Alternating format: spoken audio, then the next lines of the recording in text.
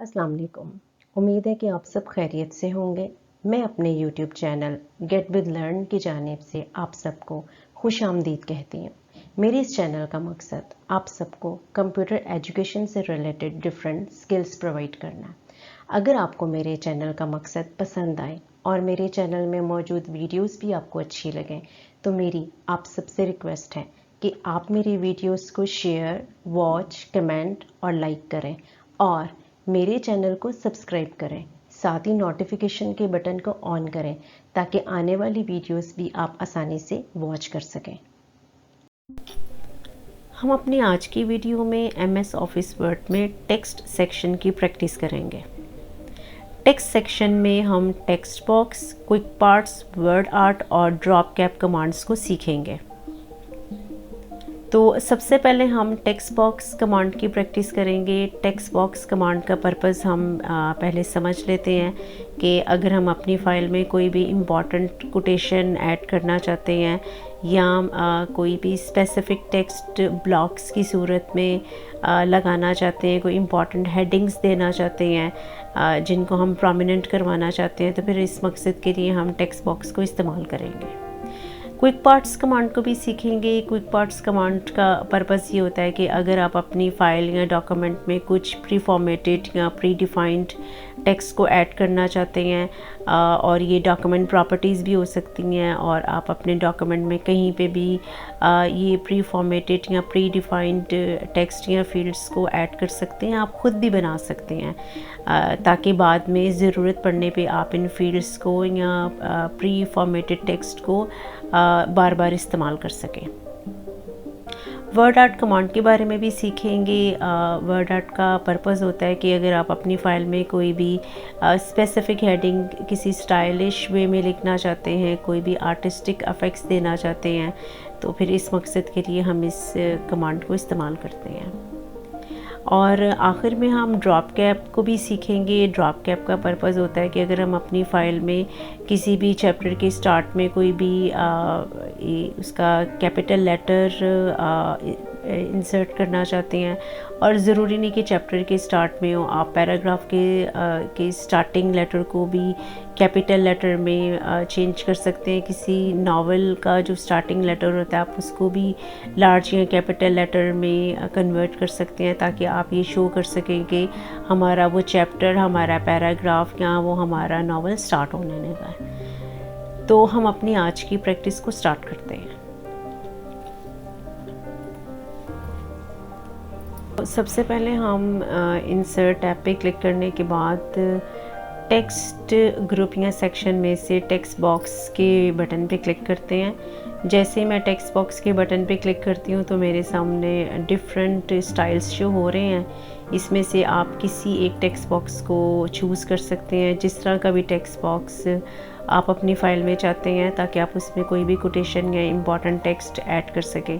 जैसे मैं ये एक टेक्स्ट बॉक्स चूज़ कर लेती हूँ। इसके बाद जैसे मैं क्लिक करती हूँ तो देखें यहाँ पे एक सैम्पल टेक्स्ट उसमें लिखा हुआ शो हो रहा है। मैं इस सैम्पल टेक्स्ट के ऊपर क्लिक करूँगी और क्लिक करने के बाद जो मेरा ये सैम्पल टेक्स्ट है वो हाईलाइट हो जाएगा। अब मैं इसमें अपनी मर्ज़ी से कोई भी कोटेशन दे सकती हूँ या मैं इसमें किसी भी किस्म का कोई भी टेक्स्ट ऐड कर सकती हूँ, जिस तरह का भी टेक्स्ट मुझे इसमें शो करना है। जैसे कि मुझे इस टेक्स्ट की ज़रूरत नहीं है, मैंने इसमें जो है वो नेवर स्टॉप लर्निंग लिख ली है। तो अब हम इसको थोड़ा बहुत मॉडिफाई भी कर सकते हैं। जैसे मैंने अब जो लिखा हुआ है वो मुझे ब्लॉक में एडजस्ट करना है, तो ये देखें मैं ब्लॉक को रीसाइज़ कर रही हूँ। यहाँ देखेंगे ब्लॉक मेरा रीसाइज़ हो गया। और अब जब मैं इस टेक्स्ट बॉक्स के ऊपर क्लिक करती हूँ तो ये देखें इसको मैं मूव भी कर सकती हूँ। अगर मैं भी इसको चाहूँ तो ड्राइंग टूल्स के ऊपर क्लिक करने के बाद यहाँ से इसका फिल कलर वगैरह भी दे सकती हूँ। ये सब वही बातें हैं, ये सब वही कमांड्स हैं जो हम डिटेल में कर चुके हैं जब हम पिक्चर से रिलेटेड कमांड्स को एक्सप्लोर कर रहे थे। इसमें वही सेम सब कुछ मौजूद है जिसकी हम प्रैक्टिस कर चुके हैं। तो आप अगर ज़रूरत पड़ने पे इसको रीसाइज़ करना चाहते हैं, आप इसको रोटेट करना चाहते हैं, आप ये सब कर सकते हैं और अपनी फ़ाइल में इसको इंसर्ट कर सकते हैं। और इसमें मौजूद टेक्स्ट है, तो आप इस टेक्स्ट को सेलेक्ट करने के बाद बड़ा भी कर सकते हैं, छोटा कर सकते हैं। ये वही सारी फॉर्मेटिंग के बटन्स हैं जो हम स्टार्ट में कर चुके हुए हैं, और आप इसको बोल्ड भी कर सकते हैं और एडजस्ट कर सकते हैं अपने ब्लॉक के अंदर। तो ये सारे के सारे जो है वो शेप से रिलेटेड बटन्स हैं। अब ये ब्लॉक के अंदर जो मेरा टेक्स्ट लिखा गया है ये इम्पॉर्टेंट टेक्स्ट है, जो कि हेडिंग है, या ये कोटेशन है, या ये टैग लाइन है। तो आप इसे अपनी फ़ाइल में इंसर्ट करने के बाद अपनी जो बाकी फ़ाइल है उसके ऊपर काम कर सकते हैं। जैसे मैं अब इसको अपनी फ़ाइल के टॉप में एडजस्ट करती हूँ, और उसके बाद नीचे से मैं अपना काम जो इसमें ऐड कर सकती हूँ, मैं इसमें अब कुछ भी लिख सकती हूँ। तो ये टेक्स्ट बॉक्स है हमारा, जिसमें हमने अपने इम्पॉर्टेंट कोटेशन को जो है वो इस ब्लॉक में शो किया। तो अब अगर हमने वर्ड आर्ट की प्रैक्टिस करनी है तो देखिए, वर्ड आर्ट पे आप माउस पॉइंटर लेके आए, तो एक तो आपको इसका पर्पस शो हो रहा है कि आप कोई भी जो आर्टिस्टिक फ्लेयर है वो ऐड कर सकते हैं अपनी फ़ाइल में। इसके ऊपर आप क्लिक करें और आपको डिफरेंट स्टाइल्स शो हो रहे हैं, आप इनमें से कोई भी एक स्टाइल चूज़ कर लें। जैसे मैंने ये एक स्टाइल चूज़ की है और मैं यहाँ पे अब अपने चैनल का नाम दे रही हूँ। अब आप चैनल का नाम या कोई भी टेक्स्ट या कोई भी हेडिंग वगैरह ऐड करने के बाद देखिए आप इसको मूव कर रहे हैं और वो इसी स्टाइलिश वे में आया जो आपने चूज़ किया था। आप चाहें तो बदल सकते हैं इसका स्टाइल। आप इसके आउटर बॉक्स पे क्लिक करें और ये देखें आप स्टाइल कोई भी ले लें, और इसके अलावा आप टेक्स्ट की डायरेक्शन बदल सकते हैं कि आपने टेक्स्ट की डायरेक्शन क्या रखनी है। और आप यहाँ से अगर देखते हैं कि शेप का जो फिल कलर है वो बॉक्स का वो आपने क्या रखना है, अगर तो आप रखना चाह रहे हैं तो। और इसकी आउटलाइन का कलर क्या होना चाहिए, अगर आपने नहीं रखना तो आप इसके अफेक्ट्स देख सकते हैं कि आपने इसके ऊपर कोई शेडो वगैरह देना है, आप वो दे सकते हैं। पोजीशन इसकी बदल सकते हैं अगर तो ये लिखे हुए टेक्स्ट के चारों तरफ आपने इसको रखना है या इन बिटवीन रखना है, या आप इसको इजीली मूव करना चाहते हैं तो ये जो स्क्वायर का मतलब होता है आप इसको इजीली मूव कर सकते हैं। समटाइम्स जो वो लेफ़्ट टू राइट साइड पे तो मूव हो रहा होता है लेकिन ऊपर से नीचे नहीं होता, तो आप इसकी दूसरी टाइप चूज़ कर सकते हैं। जैसे इन फ्रंट ऑफ टेक्स्ट ले लें, अब आप इसको फ्री फॉर्म जो है वो मूव कर सकते हैं, आप साइज़ बदल सकते हैं, रोटेट कर सकते हैं। तो ये सारा का सारा हमारी शेप से रिलेटेड इसकी जो प्रॉपर्टीज़ होती हैं वो है। नेक्स्ट अब हम करते हैं ड्रॉप कैप। ड्रॉप कैप के लिए हम पहले अपने एक सैम्पल टेक्स्ट ऐड करेंगे। जैसे मैं अपना एक सैम्पल टेक्स्ट ऐड कर लेती हूँ और उसमें हम फ़र्ज़ कर लेते हैं कि हमारा जो स्टार्टिंग वाला लेटर है वो फर्स्ट वाला है। जैसे ये मैंने एक डिफरेंट जो वो पैराग्राफ्स ऐड किए हैं, तो सबसे पहले तो हम इन सबको सिलेक्ट करते हैं और जस्टिफाई कर लेते हैं। और अब इसमें जो स्टार्ट वाला लेटर मेरा कौन सा वो वीडियो है जिसको मैं इंडिकेट ये करवाना चाहती हूँ इसमें से वी को कि ये मेरे पैराग्राफ का स्टार्ट है या मेरे नावल का स्टार्ट है, यानी कि एक स्टार्टिंग लेटर है। तो वी से पहले आप क्लिक करें। वी से पहले क्लिक करने के बाद आपने अब इंसर्ट में से ड्रॉप कैप पे चले जाना, तो ये हाईलाइट होगा। जब आप वी से पहले या किसी भी टेक्स्ट से पहले क्लिक करने की बजाय कहीं और क्लिक कर देते हैं तो देखें ड्रॉप कैप हाईलाइटेड नहीं होता। और अगर आप इसको बिल्कुल शुरू में वी से पहले क्लिक कर देते हैं तो यहाँ देखें ड्रॉप कैप में से देखें ये ड्रॉप टेक्स्ट स्टाइल है, इन मार्जिन एक स्टाइल है, वो आप चूज़ कर सकते हैं। ये देखें जैसे मैंने ये एक ले लिया और अब आप इसको फॉर्मेट भी कर सकते हैं, बड़ा करें, आप इसको छोटा करें, आपकी मर्ज़ी है। और अगर आपने इसको ख़त्म करना है तो फिर आप दोबारा से ड्रॉप कैप में जाने के बाद नन पे क्लिक कर दें तो ये ख़त्म भी हो जाता है। तो इस तरह आप अपनी फ़ाइल में अगर कोई फ़ैशन मैगज़ीन डिज़ाइन कर रहे हैं या आप कोई न्यूज़पेपर के कॉलम के साथ काम कर रहे हैं, आप बुक में मौजूद किसी भी चैप्टर का जो स्टार्टिंग लेटर है वो बदलना चाहते हैं तो फिर आप इसके लिए ड्रॉप कैप को इस्तेमाल कर सकते हैं। अच्छा, अब अगर मैं अपनी फ़ाइल में किसी भी टेक्स्ट को रिप्लेस करवाना चाहती हूँ हर दफ़ा कि जैसे CPU जब भी मैं लिखूँ तो वो कन्वर्ट हो जाए सेंट्रल प्रोसेसिंग यूनिट में, तो फिर इसके लिए हम क्विक पार्ट्स में से इस्तेमाल करेंगे ऑटो टेक्स्ट। तो ऑटो टेक्स्ट और चूज़ करेंगे हम save selection to auto text gallery. अभी ये फ्रीज्ड है तो हमने इसके लिए क्या करना है कि मैं यहाँ पे टाइप कर लूँगी। जैसे मैं अगर टाइप करती हूँ सेंट्रल प्रोसेसिंग यूनिट और मेरा पर्पज़ है कि मैं जब भी CPU लिखूँ, मैं जब भी CPU लिखूं तो वो चेंज हो जाए सेंट्रल प्रोसेसिंग यूनिट में। आपने क्या करना है कि आपने सेंट्रल प्रोसेसिंग यूनिट को सिलेक्ट कर लेना है और क्विक पार्ट्स में जाएं, ऑटो टेक्स्ट पे क्लिक करें और ये देखेंगे आपको नज़र आता है save selection to auto text gallery. इसके ऊपर क्लिक करें और यहाँ देखें नेम में आपको कुछ पहले से लिखा हुआ नज़र आ रहा है ये सिलेक्शन के अकॉर्डिंग, तो मैं वहाँ पे जाके लिख देती हूँ CPU, कि मैं जब भी CPU लिखूं तो वो सेंट्रल प्रोसेसिंग यूनिट में आ जाए। उसके बाद अब मैं इसको कर लेती हूँ ओके। अब बेशक आप इन दोनों टेक्स्ट को डिलीट कर दें और अब आप टाइप करें CPU, क्योंकि मैंने CPU की जगह ही सेंट्रल प्रोसेसिंग यूनिट को ऐड करवाया है।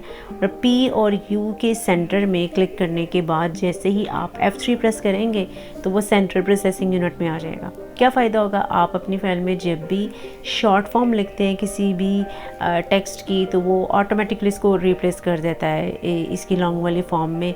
आप एक वक्त में एक से ज़्यादा जो टेक्स्ट हैं वो ऐड करवा सकते हैं। तो जब आप लिखेंगे CPU वो कन्वर्ट होता जाएगा सेंट्रल प्रोसेसिंग यूनिट में। इसको आप अगर डिलीट करना चाहते हैं कि अगर आपको इन फ्यूचर इसकी ज़रूरत नहीं पड़ती, आप क्विक पार्ट्स में जाएँ। क्विक पार्ट्स में जाने के बाद आपने यहाँ से चले जाना नीचे, यहाँ पे आपको नज़र आता है बिल्डिंग ब्लॉक्स ऑर्गेनाइज़र।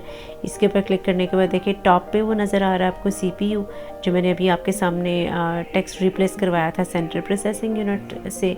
तो आप इसको डिलीट कर दें, डिलीट पे क्लिक करें और उसके बाद आप येस पे क्लिक करें तो ये डिलीट हो जाता है। और क्विक पार्ट्स में देखें हम अपनी जो डॉक्यूमेंट की प्रॉपर्टीज़ हैं वो भी ऐड कर सकते हैं। फॉर एग्ज़ाम्पल जैसे मुझे अपनी फ़ाइल का नाम चाहिए, और जैसे मैं फ़ाइल नेम लिख देती हूँ कि मुझे आगे से अपनी फ़ाइल का नाम चाहिए, और उसके बाद जैसे मुझे अपनी फ़ाइल का साइज़ चाहिए, जैसे मैं फ़ाइल साइज़ लिख देती हूँ, और मुझे ऑथर का नाम चाहिए मैं वो लिख देती हूँ। तो अब आगे मुझे ये इंसर्टेड फॉर्म में चाहिए, मैं चाहती हूँ कि ये लिखे हुए नज़र आए, यानी डॉक्यूमेंट प्रॉपर्टीज़ में अपने डॉक्यूमेंट में शो कराना चाह रही हूँ। तो हम इस तरीके से कर सकते हैं। हम क्लिक करेंगे यहाँ पे जहाँ पे मुझे जैसे फ़ाइल का नाम चाहिए, और क्विक पार्ट्स में जाएंगे और डॉक्यूमेंट प्रॉपर्टी में जाते हैं और वहाँ पे जाके देखें कि अगर आपको यहाँ पे नज़र आ रहा है फ़ाइल नेम, नहीं तो देखें ऑथर का नाम नज़र आएगा यहाँ पे। जैसे क्विक पार्ट्स में जाते हैं हम और डॉक्यूमेंट प्रॉपर्टी में देखें आपको यहाँ जाके नज़र आएगा ऑथर। देखिए ऑथर का नाम यानी मेरे जो कंप्यूटर का नाम है आपको वो शो होगा। कुछ और भी एक्स्ट्रा डिटेल्स हैं और भी जो टेक्स्ट जो डिफाइंड है वो आपको अगर यहाँ नहीं मिल रहे, जैसे फ़ाइल नेम और फाइल साइज़ अगर आपको यहाँ नहीं मिल रहा ये डॉक्यूमेंट प्रॉपर्टी में, तो आप फील्ड पे भी क्लिक कर सकते हैं। आप फील्ड पे क्लिक करें, फील्ड के ऊपर क्लिक करने के बाद देखें आपको वहाँ पे नज़र आता है अब फ़ाइल नेम। तो मैं यहाँ से F वाली लिस्ट में जाऊँगी, देखिए फ़ाइल नेम नज़र आ रहा है, मैं इसको ओके कर दूँगी, मुझे फ़ाइल का नाम नज़र आ जाएगा। जैसे मैंने अभी अपनी फ़ाइल सेव नहीं की तो मुझे डॉक्यूमेंट 1 नज़र आ रहा है। फ़ाइल का साइज़ है आप वो भी ऐड करवा सकते हैं। जैसे देखें आप क्विक पार्ट्स में जाएँ, वहाँ पर जाने के बाद आप फील्ड पर क्लिक करें और फ़ाइल का साइज़ है जैसे F वाली लिस्ट है अगर हमारे पास, तो उसमें से जैसे देखें फ़ाइल का साइज़ है आप उसको ओके करेंगे वो भी आ जाएगा। आप इनकी जगह कोड्स भी यूज़ कर सकते हैं। अगर आपके पास इतना टाइम नहीं है कि आप बार बार इन स्टेप्स को फॉलो करें, ये रिपीट करें, आप ये करेंगे कि आप फील्ड कोड्स में जाएं, वहाँ पे देखें आपको नज़र आ रहा है फ़ाइल साइज़, आप वो भी इंसर्ट कर सकते हैं। अब उसके लिए क्या तरीका है कि आपने जहाँ पे अपनी फ़ाइल का साइज़ लिखना है वहाँ पे जाके आप कंट्रोल के बटन के साथ F9 प्रेस करें, ब्रैकेट्स आ जाती हैं, वहाँ पे जाके आपने लिख देना है फ़ाइल साइज़। डजेंट मैटर कि वो स्मॉल में अपर केस में है कि आपने इनको स्मॉल लेटर्स में लिखा है, और साथ ही आप F9 प्रेस करें। तो देखिए फ़ाइल साइज़ इस वक्त 0 है क्योंकि जो मेरी फ़ाइल का साइज़ है मैंने अपनी फ़ाइल सेव नहीं की हुई, इस वजह से मुझे ऐसे शो हो रहा है। तो आप अगर चाहें तो जो फ़ाइल साइज़ है इस तरीके से भी आप लगा सकते हैं कि आपने यहाँ जाना है ये क्विक पार्ट्स में, और यहाँ पे जाने के बाद जैसे फील्ड में जाएं और आप यहाँ पे जो फ़ाइल का साइज़ है आप उसको भी इंसर्ट कर सकते हैं। जैसे आप ओके करें तो ये फ़ाइल का साइज़ आपको इस तरीके से भी शो हो रहा है। तो ये इस तरीके से आप डॉक्यूमेंट प्रॉपर्टीज़ को अपनी फ़ाइल में ऐड कर सकते हैं। डॉक्यूमेंट प्रॉपर्टीज़ के अलावा देखिए नीचे आपको ये नज़र आ रहा है बिल्डिंग ब्लॉक्स ऑर्गेनाइज़र, जिसकी मदद से जाके तो हमने वो एक्सेस किया था जो हमने लास्ट टाइम अपनी फ़ाइल में ऑटो टेक्स्ट में जाके कुछ टेक्स्ट ऐड कराए थे। तो इससे नीचे देखें save selection to quick part gallery. जैसे अगर आप अपनी फ़ाइल में हेडर को ऐड करवाना चाहते हैं कि आप अपनी मर्ज़ी से अपनी फ़ाइल के अंदर स्पेसिफिक एक टेक्स्ट बना के हेडर के तौर पे यूज़ करें या फुटर के तौर पे यूज़ करें। फॉर एग्ज़ाम्पल मैं यहाँ जाकर अपनी एक शेप बना लेती हूँ और इस शेप के ऊपर जाके मैं एक हेडर के तौर पे लिख लेती हूँ, जैसे मैं IT लिख देती हूँ हेडर के तौर पे, और मैं अब चाह रही हूँ कि मेरे हर पेज के हेडर पे शो हो मुझे। तो आप इसको सिलेक्ट करें। सिलेक्ट करने के बाद आपने यहाँ से इंसर्ट में जाना है, क्विक पार्ट्स में जाना है। वहाँ पे जाने के बाद देखेंगे आपको नज़र आ रहा है save selection to quick part gallery. इसके ऊपर क्लिक करें। नाम इसका IT है और गैलरी कौन सी वाली है इसके ऊपर क्लिक करें क्विक पार्ट्स के ऊपर, और वहाँ पे क्लिक करने के बाद आपको हेडर्स नज़र आ रहा है, क्योंकि मैंने हेडर के तौर पे इसको डिफ़ाइन करना है। मैं हेडर्स पे क्लिक करूँगी और उसके बाद आप इसको ओके करते हैं। अब मुझे अपनी फ़ाइल के अंदर ये जो मैंने अभी आपके सामने हेडर का एक स्टाइल बनाया है वो अपनी फ़ाइल में बार बार इंसर्ट करना है और हेडर के तौर पे करना है। तो मैं हेडर के तौर पे इसको करवा सकती हूँ। इसके लिए हमने क्या करना है, हम यहाँ जाते हैं क्विक पार्ट्स में। क्विक पार्ट्स में जाने के बाद देखें बिल्डिंग ब्लॉक्स ऑर्गेनाइज़र, यहाँ पे जाने के बाद आपने जाना है अब हेडर वाली कैटेगरी में। यहाँ पे सारी ना आपको गैलरीज़ शो हो रही हैं। गैलरीज़ के अंदर कैटेगरीज़ हैं, जैसे देखिए फुटर वाली शुरू हो गई है, तो ये देखें ये सारी फुटर वाली है। फुटर के बाद आगे से जो वो हेडर वाली शुरू हो जाएगी। जैसे देखें हेडर्स में ये हेडर्स पहले से बने हुए हैं, और एक मैंने भी अपना इसमें एक हेडर बनाया था IT के नाम से। जैसे देखें ये है, आप इसको इंसर्ट कर सकते हैं। जैसे मैं अब इसको इंसर्ट कर देती हूँ और ये अब हेडर के तौर पे आ गया है। इसको बेशक आप पहले डिलीट कर लें या बनाने के बाद भी कर सकते हैं, जब भी आपने इसको करना है। मज़ीद पेजेस ले लेंगे हम, तो ये देखें हेडर के तौर पे आपको शो होगा हमेशा हर पेज के ऊपर।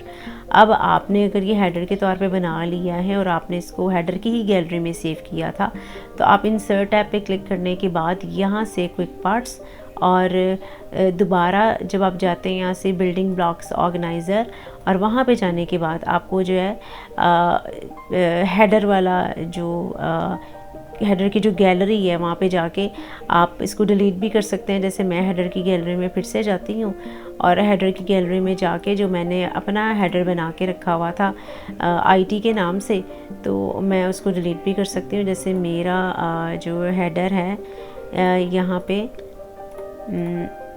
IT के नाम से हेडर, ये देखें ये, तो मैं इसको डिलीट कर देती हूँ। तो इस तरीके से आप डिलीट भी कर सकते हैं बनाने के बाद, अगर आपको ज़रूरत नहीं, और आप लगा भी सकते हैं कि अगर आप इसे हर पेज पे रखना चाहते हैं तो बिल्कुल इसी तरीके से आप यहाँ जाने के बाद आपने अगर कोई कवर पेज बना के रखा हुआ है तो आप वो भी ऐड कर सकते हैं। आप वाटरमार्क वगैरह भी ऐड कर सकते हैं। तो इस तरीके से आप डिफरेंट गैलरी की डिफरेंट जो कैटेगरीज़ है आप उनकी प्रैक्टिस कर सकते हैं। तो ये हमारी जो है आज की वीडियो के टॉपिक्स थे, जिसमें हमने टेक्स्ट बॉक्स को किया, हमने वर्ड आर्ट को किया, ड्रॉप कैप को किया और क्विक पार्ट्स को किया। ये हमारे टेक्स्ट सेक्शन की वीडियो नंबर 1 यानी कि पार्ट नंबर 1 था। तो अगली वीडियो में मैं जो बाकी टेक्स्ट सेक्शन की signature line, date and time and object है, वो टेक्स्ट सेक्शन की जो पार्ट B है या जो पार्ट 2 है उसमें आपको बताऊंगी। अगर आपको इन 4 कमांड से रिलेटेड किसी भी एक कमांड की समझ नहीं आई, किसी बात की समझ नहीं आई है, तो वो आप कमेंट सेक्शन में पूछ सकते हैं।